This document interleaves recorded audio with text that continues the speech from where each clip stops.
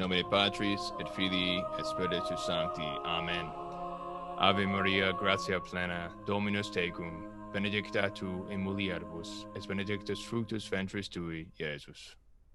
Sancta Maria, Mater Dei, ora pro nobis peccatoribus, nunc et in hora mortis nostrae. Amen. In nomine Patris et Filii et Spiritus Sancti. Amen. Brethren in Christ, laudetur Jesus Christus. In secula. This is Timothy Flanders with the meaning of Catholic. Jesus is King. I'm happy to be joined once again by my friend Peter Gimley of Vendee Radio. Peter, how you doing?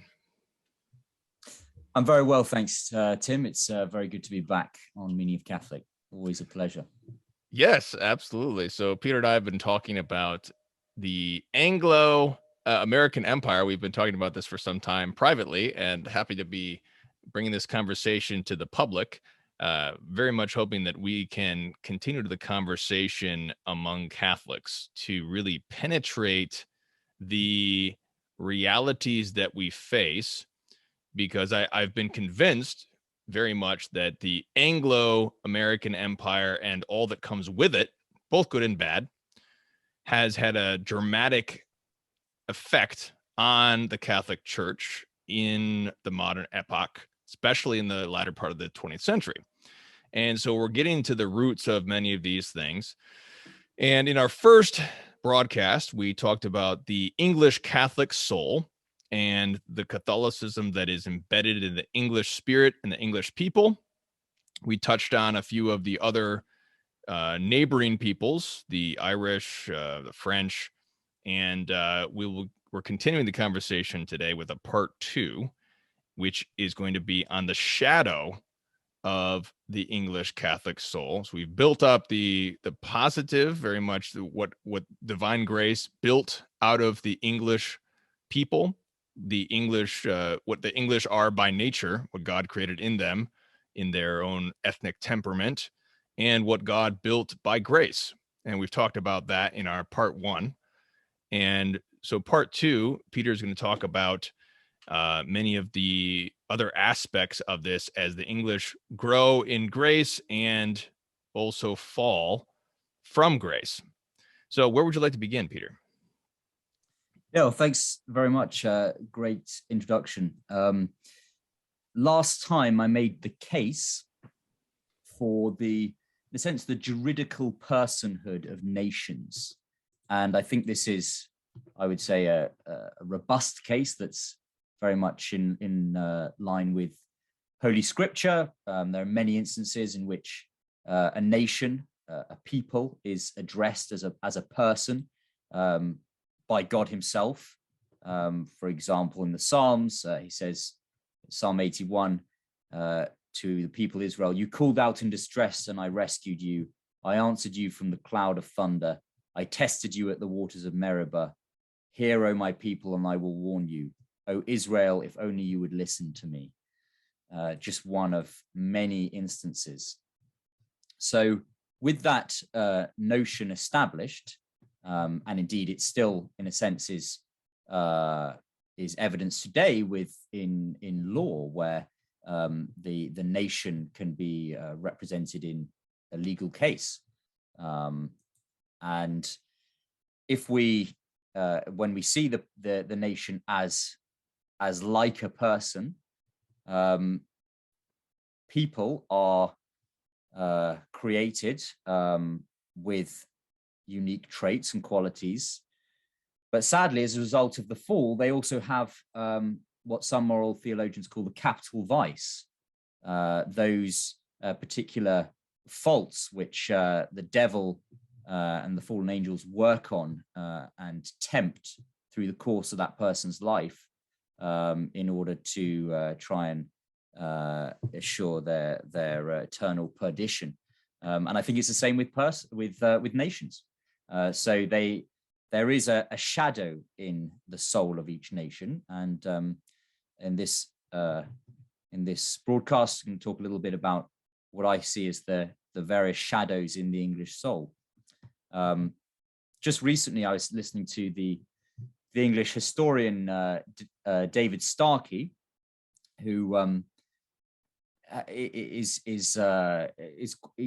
quite mixed in many things, quite sound on some things, but overall standing in the sort of English liberal conservative space. The kind of, there's obviously an obvious tension there, but he makes the case that England invented modernity, which I think we'll see has a lot of truth to it. You know, Belloc famously opined that if England hadn't fallen to heresy under Henry VIII and then his son Edward VI, his daughter Elizabeth, that the Protestant heresy in Europe as a whole would not have survived. England gave succor and strength and was a bastion of that heresy for the 16th century, particularly with the Counter-Reformation and the Catholic response to that heresy, driving back the Protestant heresy in country after country. It survived by the support of England, and also, sadly, the perfidy, the betrayal of Catholic France as well. So that leads to, well, that contributes to first the Treaty of Augsburg in 1555, and then eventually the Treaty of Westphalia, which concedes the establishment or the place of a heretical body within Christendom for the first time. Previous heresies, whether it's the Hussites or the Albigensians, the Cathars, they had been extirpated. They had been extinguished.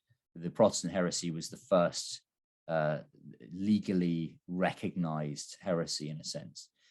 So England has a large part of the blame for that, and is therefore, I would say, a protagonist in the revolution with a capital R, the revolution referring to the diabolical process of the dissolution of the Christian social order that's been the drama of history in the last 500 years. So we'll have a look at how Starkey is right there to say that England invented modernity. I don't think she was the only one. I think, for example, France and Germany played very important roles as well. But firstly, something that we hope to have looked at last time a little bit, didn't get the time to do so, which is the English kind of, you could say, genius for government, or for the art of government. And I think this is important because as we see throughout the world kind of growing tyranny from ostensibly liberal governments, it's notable that still the last kind of, in a sense, sanctuaries from particularly draconian measures as a result of, ostensibly as a result of COVID and sanitary dictatorship that's followed. The kind of sanctuaries that remain are largely the Nordic countries and Britain to an extent, and obviously just various state jurisdictions in America. And I don't think that's an accident. I'm going to make the point that this is, I think, a legacy, a vestige of common law that is protective of the individual against arbitrary power, and also the English genius for government that, in a sense, survives there. So we mentioned last time about how the English, the Benedictines, the Order of St. Benedict had played such an important role in the foundation of England and in the English story. And this was the great strength of English learning, this monastic learning. And then later in the High Middle Ages, this is joined by the religious houses of the Dominicans and Franciscans, from which arise thousands of charters, annals, and chronicles. But there is no English Aquinas. There is no scholasticism that rises into heaven.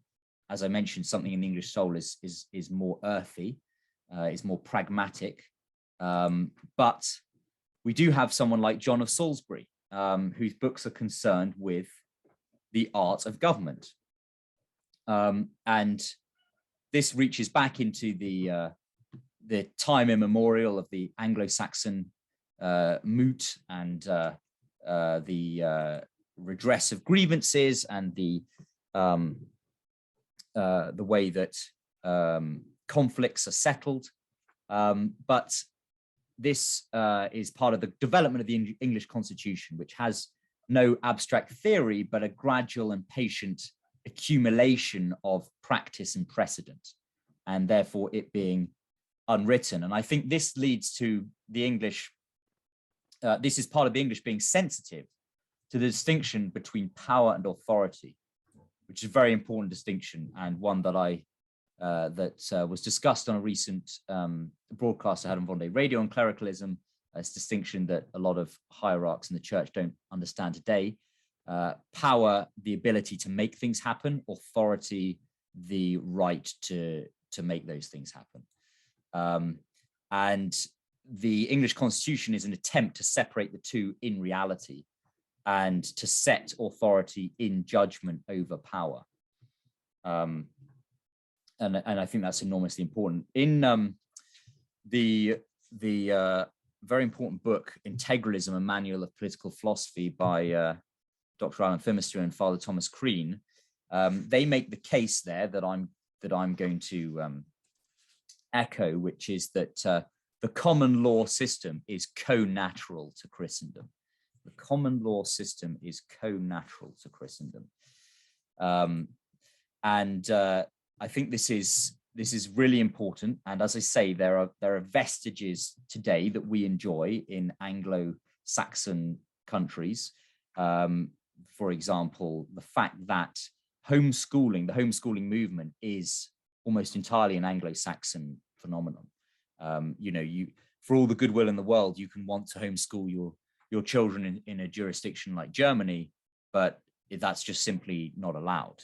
That's a Nazi piece of legislation which the government has kind of lovingly maintained ever since. And I think today, so much of one of our great causes for hope amidst the devastation of post-modernity is, for example, the homeschooling movement. That is where there is a recovery of the liberal arts, a recovery of our tradition and our heritage, and of protecting our children from the corruption of morals and so on in the public school system, which basically can't really be avoided in most civil law jurisdictions. And that is a fruit of common law, where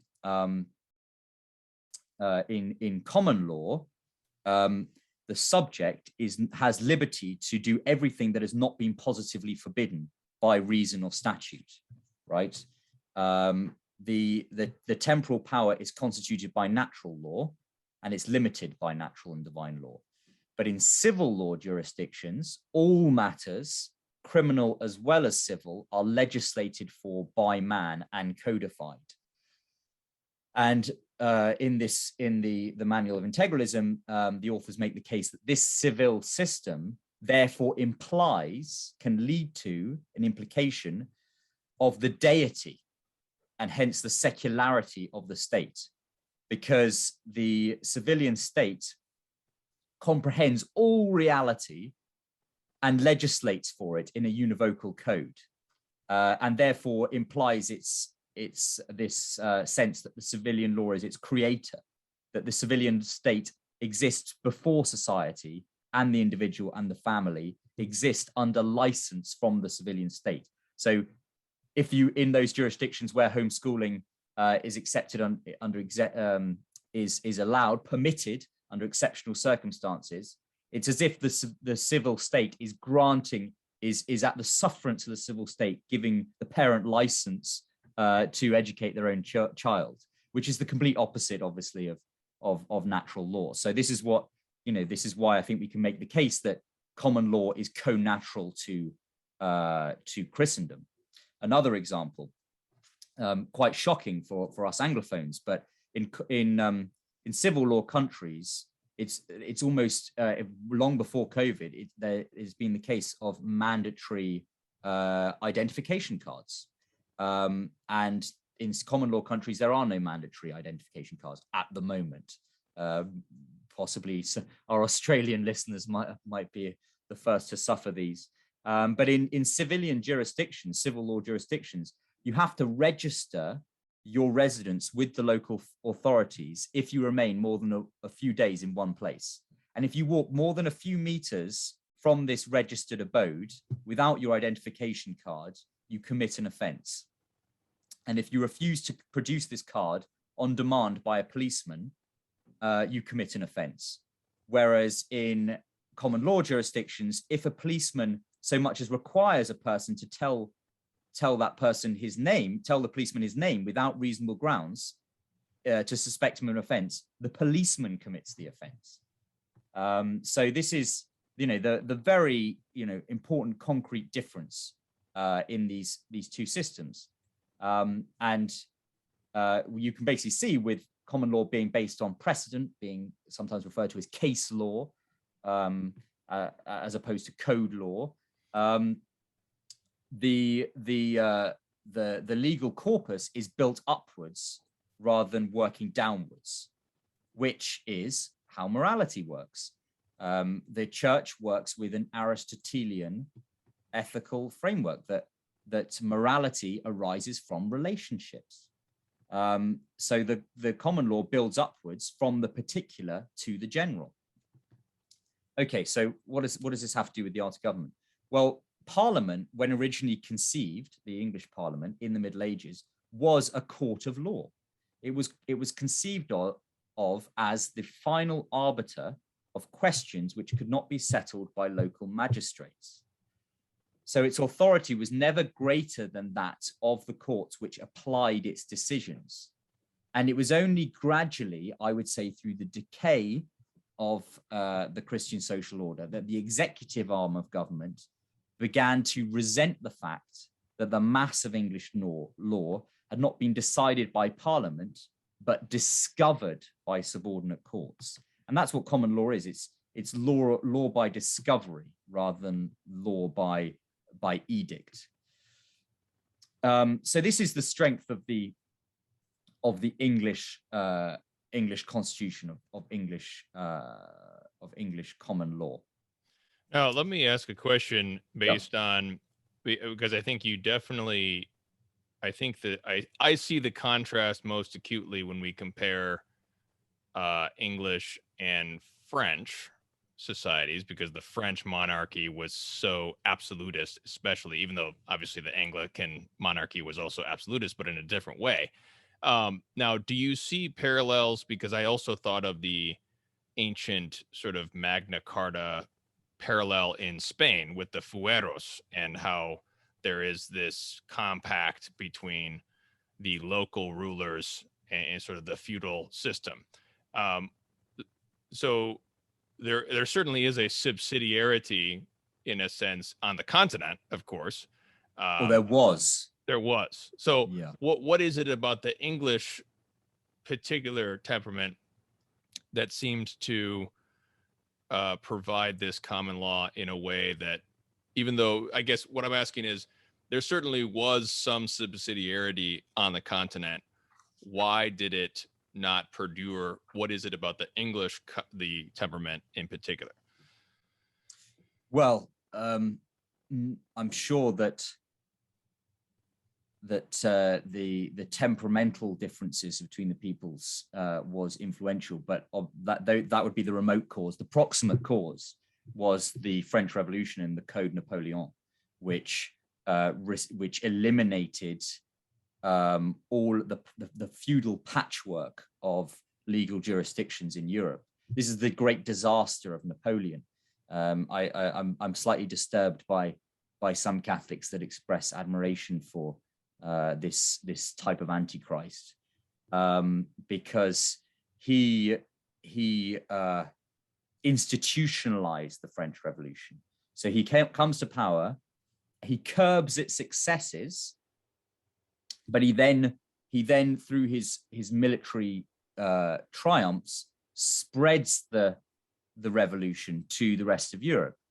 So and one place that he invades is Spain. And so I don't know the details of that story, but I would assume that in spreading the Code Napoleon and dissolving common law systems that perdured in Europe until that time, he then established this code law, this law by instruction. This is a huge subject, and I'm by no means an expert, and I think we could have a whole other discussion about this, about how church law, canon law. It's just interesting in the like the British Empire does spread the common law, like you said, and it has this good quality. And it seems that the Spanish Empire does something similar, at least, but then the French in particular are where there's a huge contrast in what you're saying. Anyways, please continue. I just wanted to look at a side there. No, it's really important, and it's not quite as clear cut as perhaps I've conveyed. The French and Spanish are both inheritors of a much more direct inheritors, shall we say, of Roman law, and this is prior to revolution, prior to the French Revolution. So, I mean, all these legal systems come from fundamentally from Roman law, but there's and for example, in Bede's Ecclesiastical Histories, there's a famously suggestive passage where he writes, among other benefits which he being King Ethelbert, King Saint Ethelbert, the first king of Kent, converted by Gregory's mission, by St. Augustine of Canterbury. Among other benefits which he conferred upon the nation, he also, by the advice of wise persons, introduced judicial decrees after the Roman model, which being written in English are still kept and observed by them. So that's the font of our legal systems. Why they diverge, why and how. Again, I'm no expert, but the Roman model is confirmed and let's say universalized in a sense by or re-established by the Codex of the Emperor Justinian, but that's unknown to the West until the 11th century. So I think England's geography allows it to grow or to develop this very different legal system spontaneously, organically, separate from the Justinian system, which has a greater which has greater traction, greater influence on the continent. And I would definitely point to Greece as the originator of, basically, in terms, at least historically, the concept that rulers must be subject to logos. They must be subject to law. Rulers cannot simply just impose their power. They must, as you said, power is judged by authority. And that legacy gets transferred to Roman law in the whole concept, but it has the Roman genius of administration. But there's always this conflict between the Roman emperors who see themselves as God and they just want to impose their will. But I think the geographic difference is a huge factor, because obviously on the continent, you're much closer and you can rule directly much closer. And you've got the emperor, obviously the Holy Roman Emperor, whereas in England, they're far removed, and they have the ability to organically grow something somewhat more separately and somewhat more naturally, really, I think, from the imposition of power.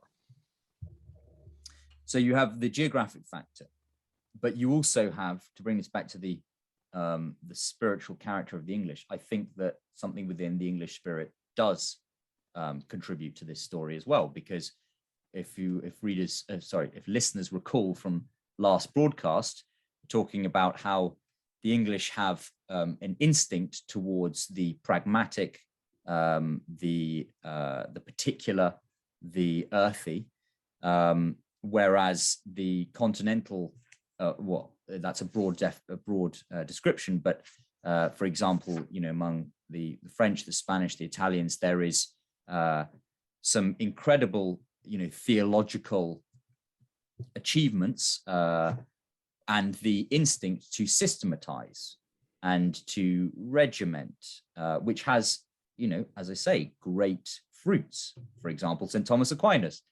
But that spirit is more susceptible, shall we say, to the kind of rationalist abstraction of something like the Code Napoleon at a later date. So these are all, again, shadows within the souls which the devil's working on as Christendom decays. Yes, to continue this comparison between the civil and common law systems. When in a common law jurisdiction, when the underlying principle is that when the ruler commands something contrary to the natural and divine laws, their command is null and void. Hence the one's non-compliance with the COVID tyranny.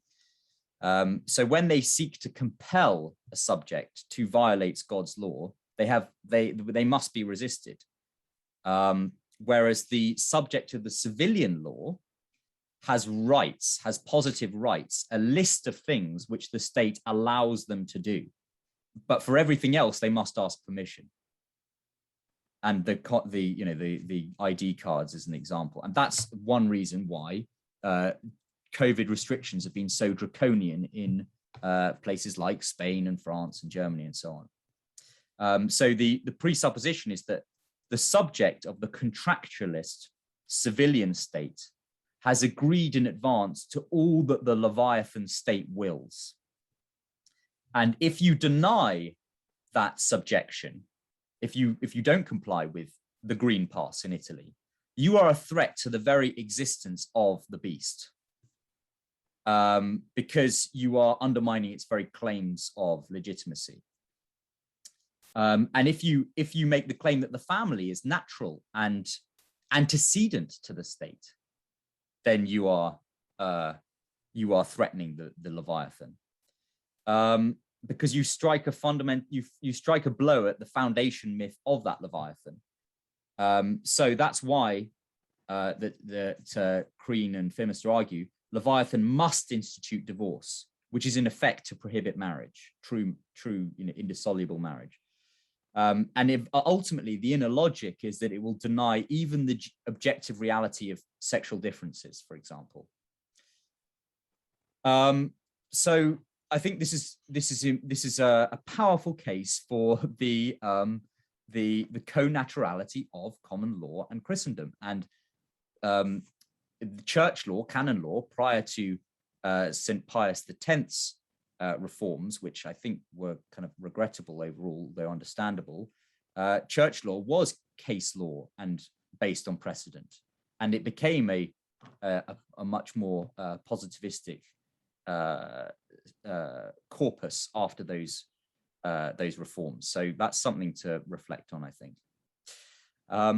So in government, you have in the English Constitution the development of this threefold polity, which you've inherited, of course, in America, and at least the founding fathers were inspired by that.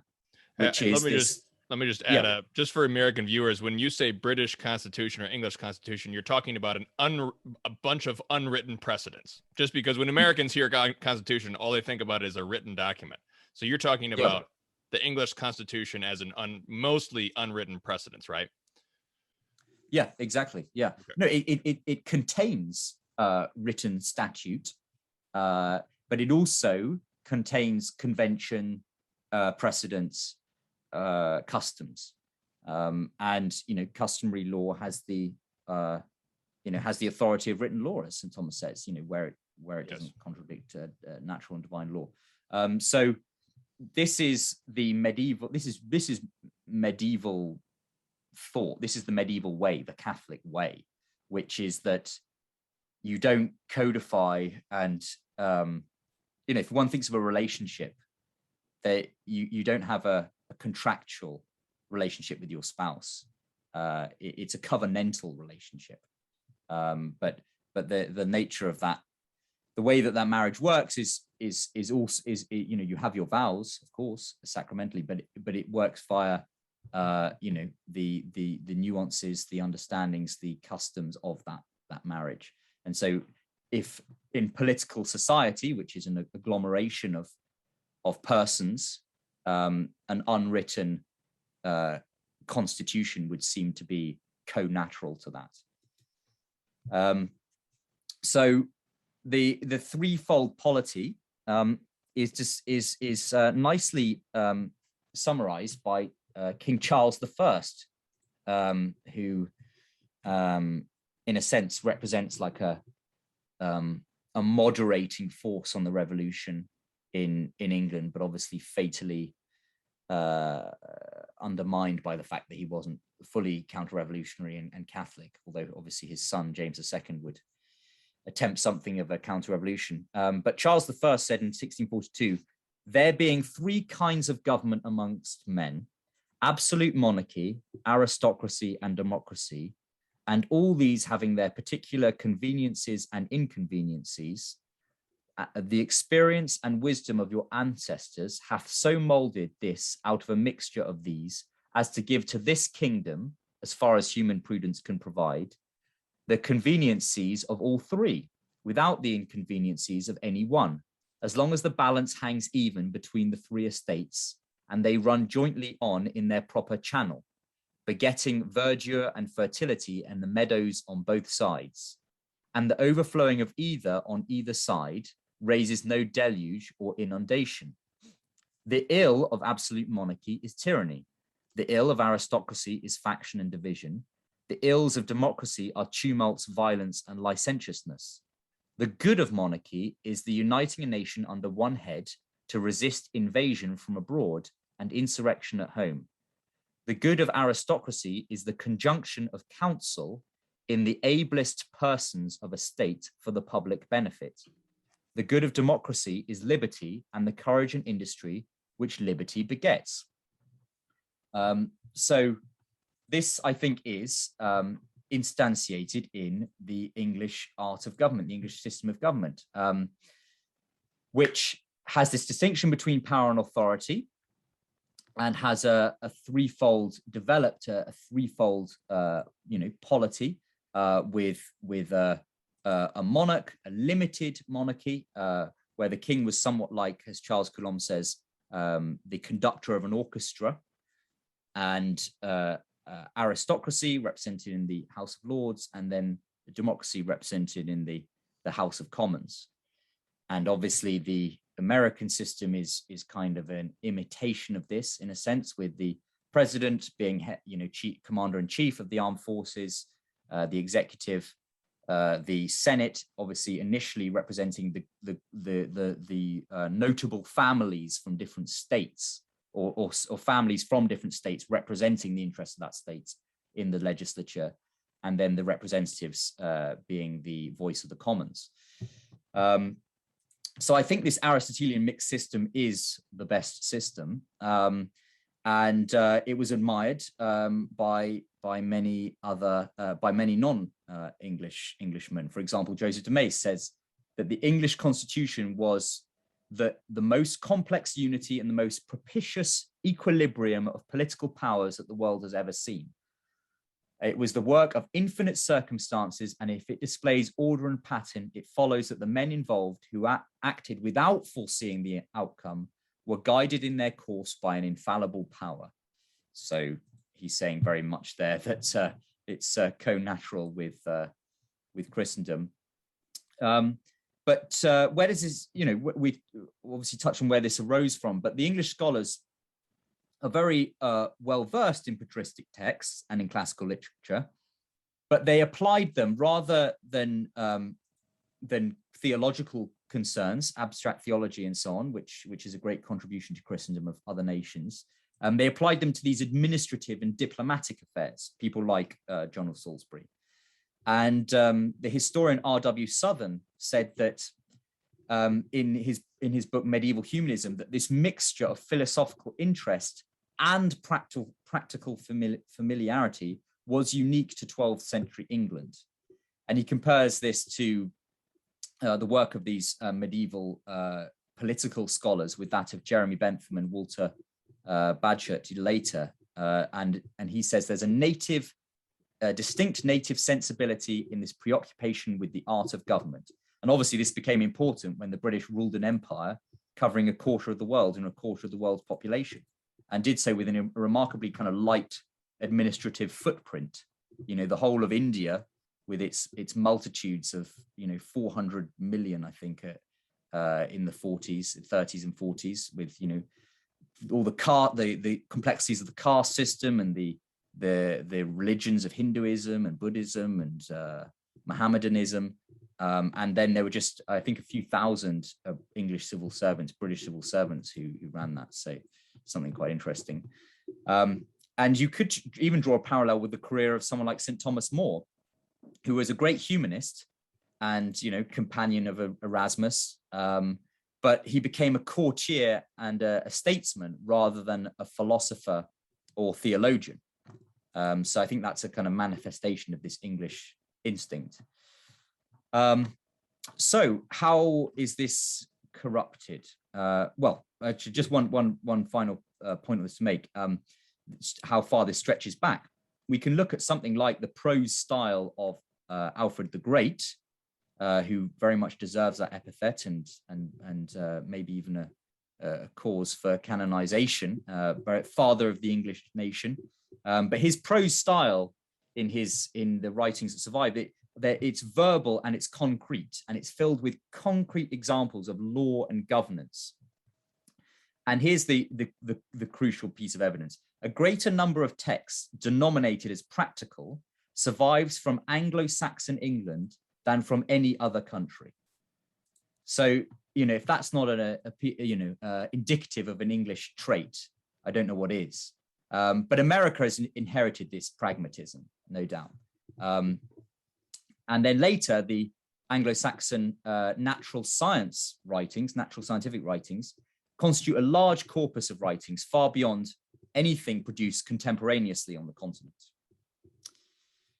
And French scholars said that English spirituality before 1300 was pragmatic and particularist, and generated little by way of complex abstract reflection. The devil works with this. The proto-Protestant, John Wycliffe, the Lollard leader, he was claimed as a realist philosopher. And even that curiously English, that very early English heretic, Pelagius, asserted that Christian worship lay in the sphere of practical and moral action rather than the sphere of more exalted contemplative spirituality.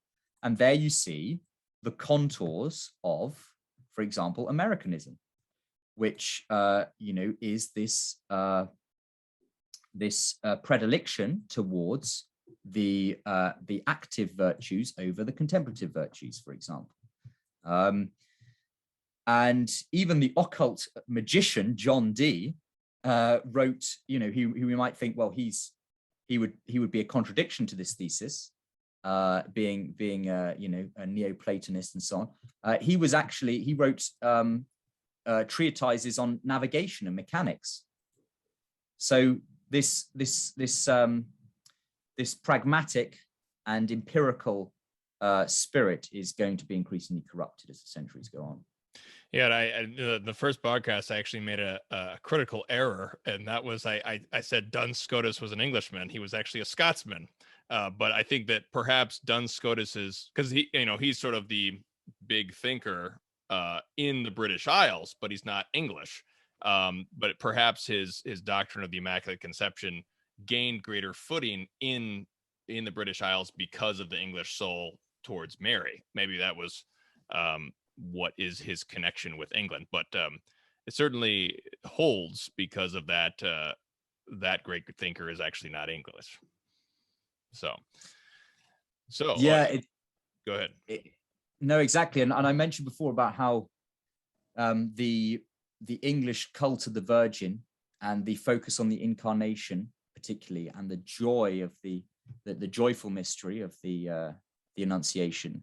That is very incarnational. That's very very tangible. And so these are the deep mysteries of the English soul. So with the great disaster, the catastrophe of the Protestant Revolution, the greatest trauma in national life that we experienced, you have the rise of many of all these pathologies. One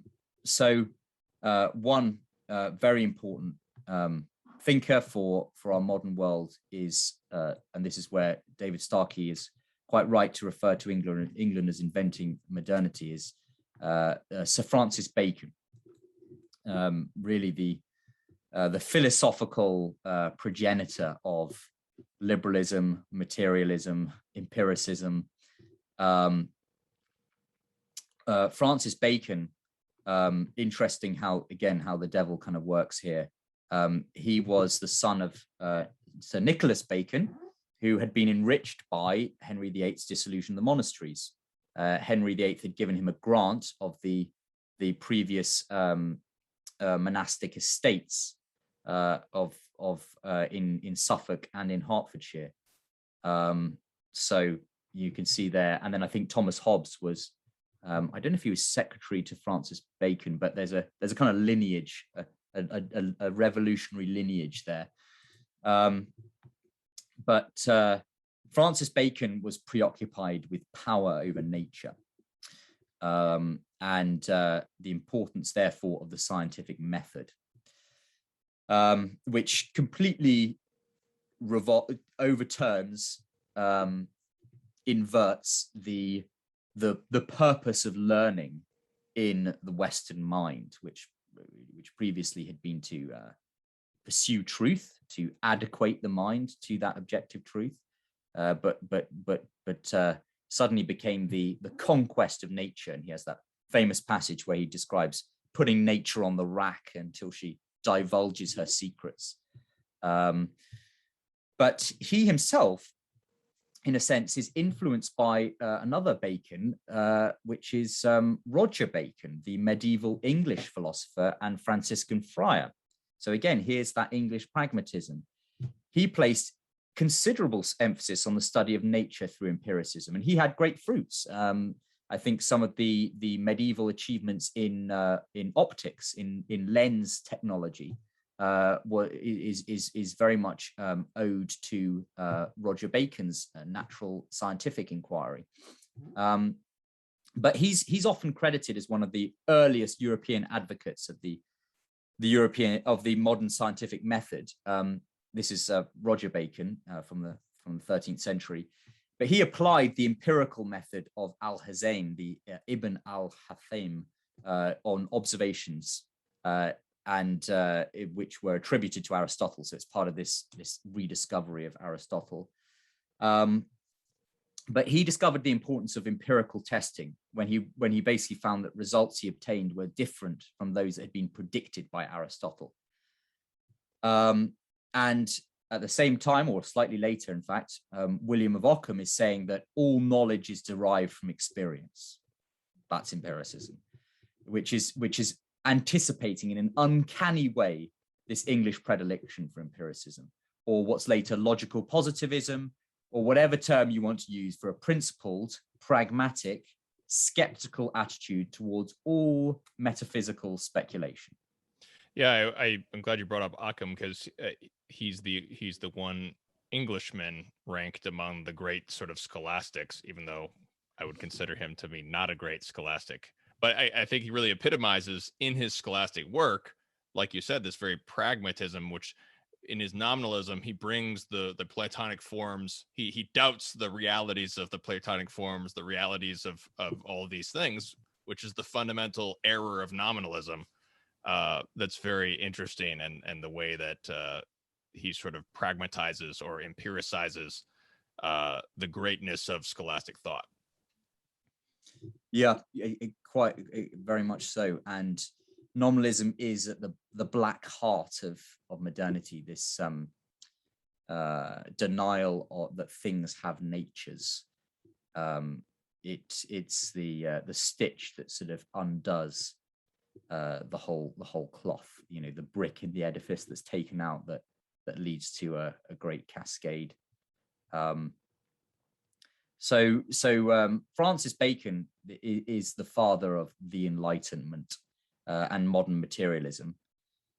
And there is again this preeminent focus on induction. So axioms are understood by experience, and then this leads to the scientific revolution of the 17th century, the creation of bodies like the Royal Society, and then the application disastrously of this materialism to the ethical sphere with utilitarianism through Jeremy Bentham.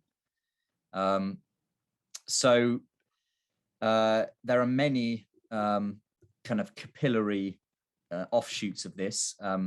Very importantly, this preoccupation with power over nature was felt by Thomas Hobbes, given the devastation of the civil wars, the Wars of the Three Kingdoms in the 17th century, the transfer or the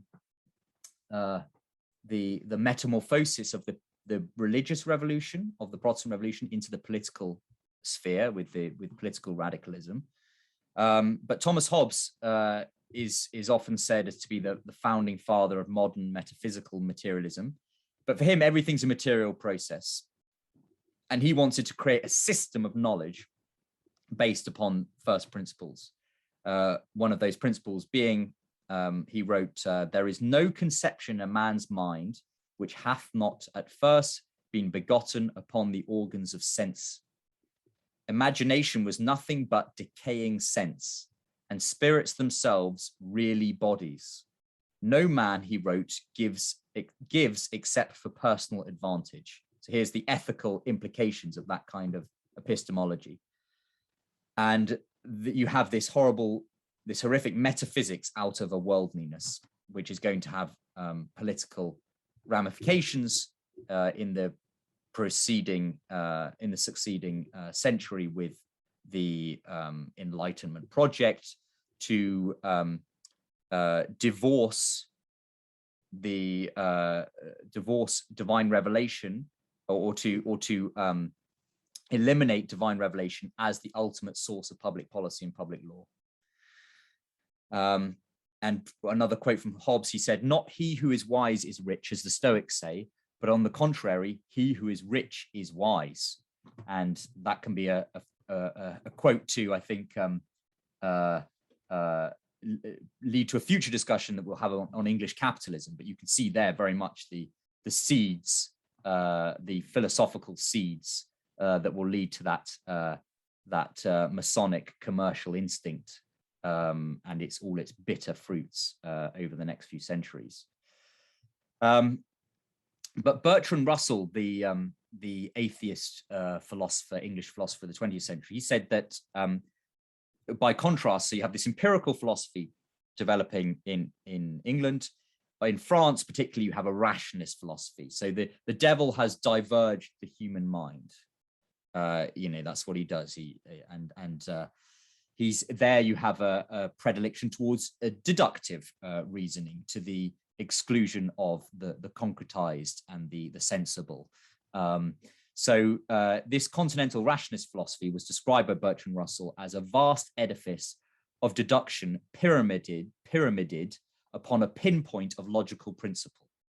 Whereas it's a bit like Calvin, he works out an entire heretical theology based on God's omnipotence, just taking that one principle, that God is not bound by the moral law, God is not limited by the moral law, etc.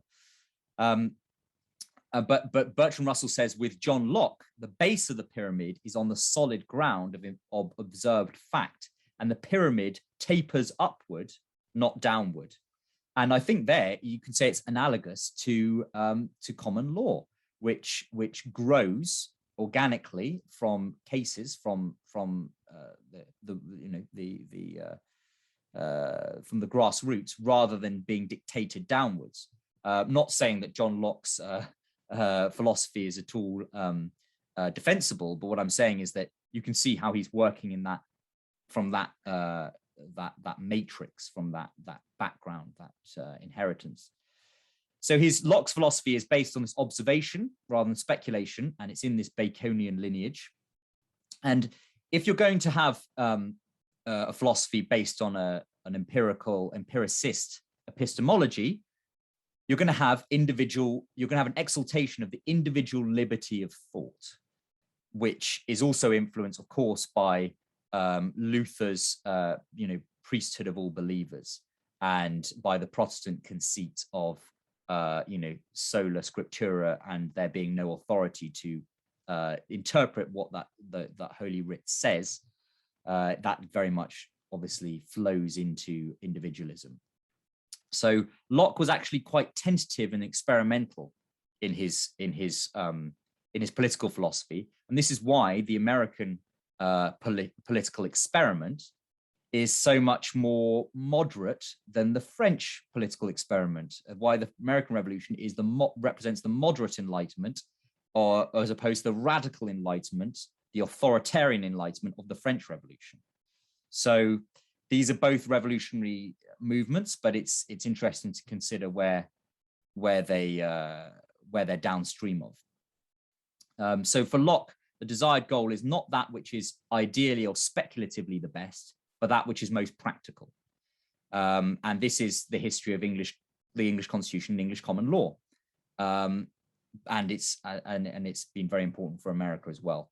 But then this revolutionary current, as I say, metastasizes into utilitarianism with Bentham, who said it's the greatest happiness of the greatest number that is the measure of right and wrong.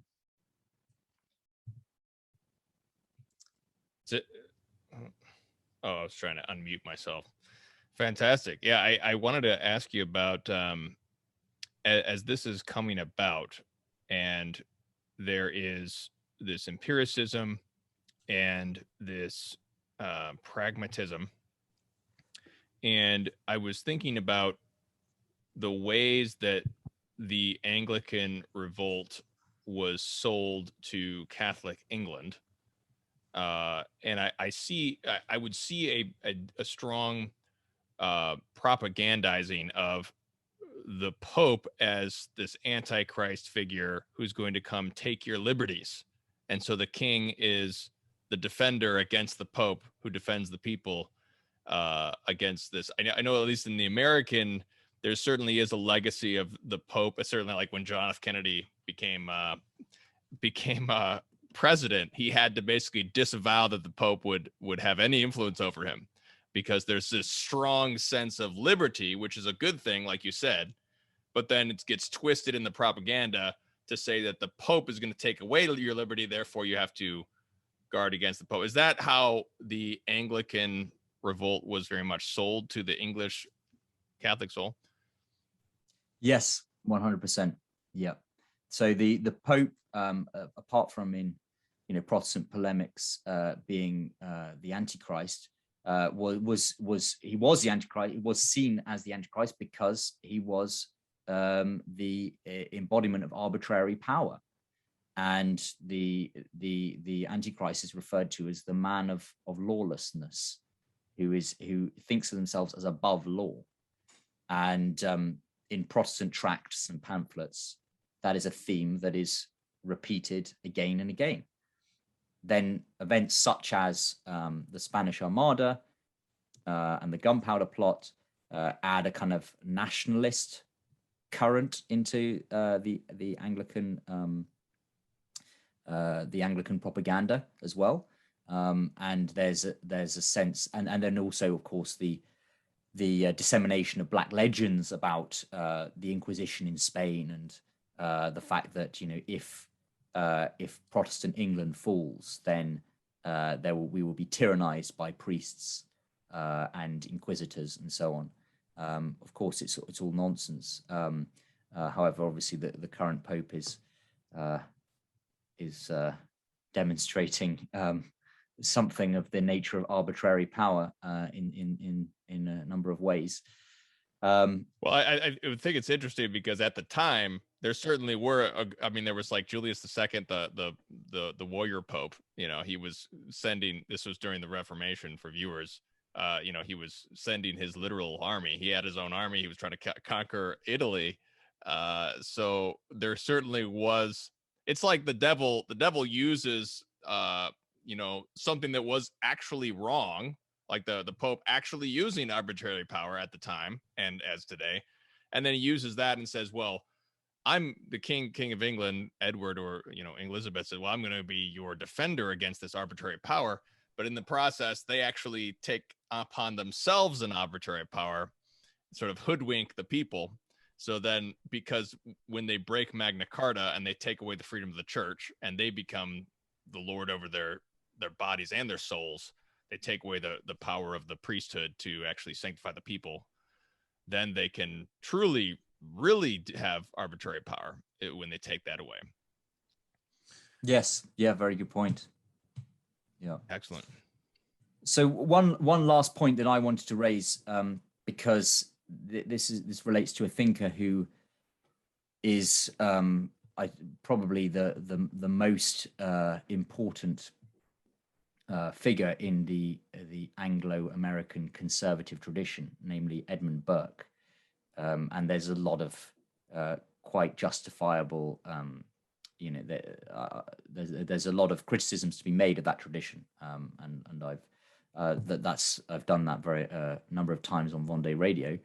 But nevertheless, I think that Burke offers many insights, and in a sense, he is an expression of a good side to the pragmatic tendency of the English soul, because he shows why is it that he is so prescient in his reflections of revolution in France. I think it's 1792, but he predicts the terror, the massacres, the spreading of chaos and disorder to the rest of Europe in an incredibly prescient way. And the reason is because he grasped that the operating principle of the French Revolution was abstract reason, and that these revolutionaries were intoxicated with their utopic vision and of realizing these principles, that pyramided edifice, come what may, because reason had been deified, and so whatever the cost of extending the application of that reason, the revolutionaries were going to pay it. So it was a direct consequence of this rationalist theory, and he savagely denounced these revolutionaries who attempted to create a society from scratch. I mean, they literally had a calendar with year zero and metric time to extirpate the historical roots of their culture and nation. And he was commended by Pope Pius VI. Not enough people know this, that he received a letter with Pope Pius VI's great admiration for that work. And he himself, he married a Catholic, and there are some that claim that he was in fact a crypto-Catholic. It's kind of an interesting historical question. So yeah, I think that sort of concludes some of my reflections for now on the shadows within the English soul. Fantastic. Yeah, I think that's very interesting that you bring up Edmund Burke here when we talk about the practical and this abstract reasoning, because that really foreshadows what happens and how the church, and that Pius VI commended him. It really foreshadows the fact that there is some seed of truth in the practical, in a way that in some ways survives the revolution, in the sense that Burke can actually see that. He can support the American Revolution because it's very much of an English movement, which is focusing on the practical and individual liberties and local liberties in a very English way, which is twisted, obviously, because it's defending an anti-Catholic disorder. But there's a certain danger to creating the abstract reality imposing from on high, because on the one hand, we can see the extremes on both sides here, because the empirical is going to exalt the individual person against God, but it should become of reverence for the individual human person and the image of God in him. That's the good side. And then on the other side, the abstract should be contemplating God, obviously. That's the good side. But then there's like almost a worse danger in the abstract, because then man can create his own utopia and destroy everyone in his, in favor of his utopia. That's where we get.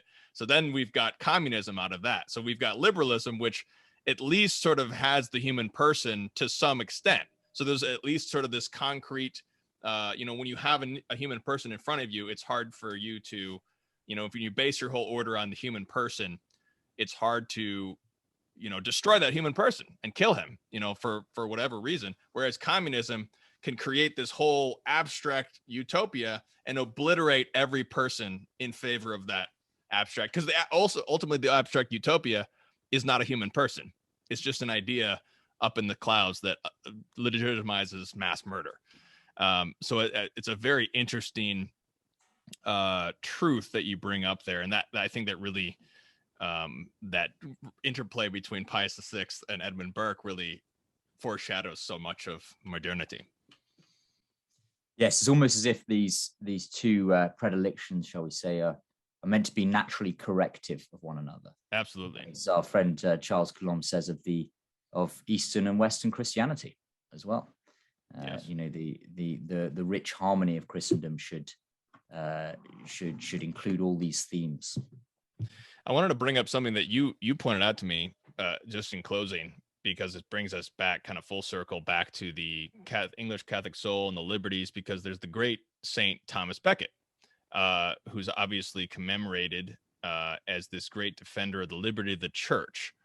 And Magna Carta's first stipulation is the liberty of the church, that the church must be free to Christianize society, and the church has its own sphere.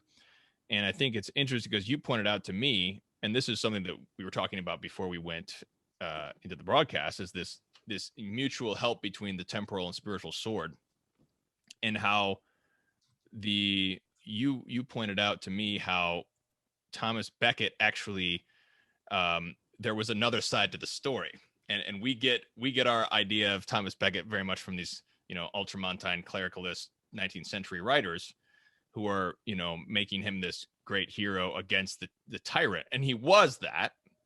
But there's another aspect to that, and simply to say that the temporal order at the time was defending against the arbitrary power of bad clerics, who were drunken or whatever, concubinage and whatnot. And the temporal order was actually trying to regulate that to some degree as well. And I think that's this back and forth with the liberties, really the liberties of, there needs to be a liberty of the church and the liberty of the temporal sword. Can you speak at all to clericalism and this important concept? Is there any truth to the clericalism coming from the continent, or any thoughts on clericalism or any of that discussion? Well, I think it's a pathology. It's an error which arises when the lay apostolate, the laity, do not have a clear sense of their mission and the instantiation of that mission with lay temporal power, or with the Christianization of temporal power. So the case of St. Thomas of Becket is very interesting for the reasons you say. We have a hagiographical account, which is very important and the most important thing. But I was very interested by an article written by Dan Hitchens in First Things, Becket and His Critics, which evaluates his legacy in the centuries since. And he does bring to light there that Henry II's concerns, very justified concerns over clerical crimes, which were going unpunished in ecclesiastical courts, and disturbing the peace, and creating all sorts of problems in temporal society, in local communities. Where it might be that in a village tavern, a cleric would be drunk and get in a fight and maybe kill someone in a brawl, and then that man's widow have to hear him in a sermon or something the next week, because the ecclesiastical courts were so. I mean, there were a significant number of clerics who were detained for murder, that were not tried and charged. So I think this is a part of something that's really important to think about, how prominent clericalism was in English medieval life. I think it was not too pronounced an error. For example, we see the strong lay reaction to the Protestant Revolution, particularly under Henry VIII, the Pilgrimage of Grace, and the West Country, the Cornish Rebellion as well, where the local faithful reacted very strongly to clergy trying to enforce the new liturgy. And obviously they're trying to enforce heretical changes. But I think it's an expression of the vitality of the lay sense, the sense of the lay mission. And this comes across as well in Eamon Duffy's book on 14th and 15th century English piety. So yeah, I think it wasn't too much. It's a greater issue everywhere, because the lay leadership has been decapitated in every nation. So clericalism is a much greater scourge. But I think that it's more pronounced in somewhere like Ireland or Quebec, which were Catholic nations or occupied by non-Catholic powers, and that creates the conditions for the domination of the clergy, and therefore the rise of clericalism. And I think it's therefore no accident that you see those nations where you've seen perhaps the most precipitous decline of the faith in the last 50 years. Excellent. Well, yeah, this the direct viewers to the recent broadcast at Vendee Radio about clericalism. Peter and I were just speaking about how we definitely agree that this is, in fact, Pope Francis is right about this particular issue, but I think that it's a lot deeper than he may insinuate. But it's certainly an issue that arises in the 19th century, especially, and I think that that's what like we're talking about, this liberty, this concept of the concretized, pragmatic, local liberty, which Henry VIII and the heretical Anglicans are able to twist against the Pope as an arbitrary power, especially because he was acting like an arbitrary power. And I think that there is a sense, nevertheless, that there is a reclaiming of the liberty of the laity. There's an interplay. There's a mutual help between the spiritual and temporal swords. There's a mutual help between the lay order and the clerical order that needs to be interdependent, certainly. So direct all viewers to this fantastic broadcast from Vendee Radio, Clericalism, recently. We'll have the link below. Any final thoughts, Peter, you'd like to share before we offer out an Our Father?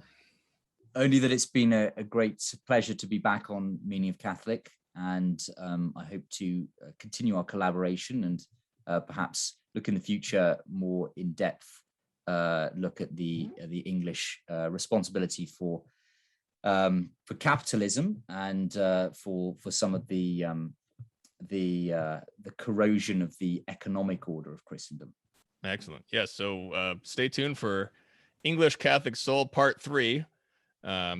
Capitalism. We'll finally get into the North American English history as well. Certainly critical as well. So stay tuned for that, and make sure to check out Vendee Radio. So, Peter, thank you very much. Let's offer up a Pater Noster, always for the conversion of England, and